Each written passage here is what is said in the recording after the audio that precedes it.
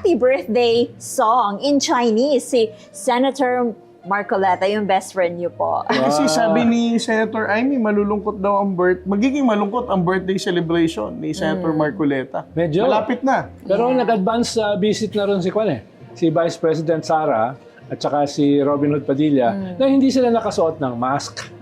Kahit meron daw siyang pneumonia. Pneumonia. Mild lang naman. Sabi nga ng PGH, wala naman. Wala naman daw sa Sige, kantahin na natin.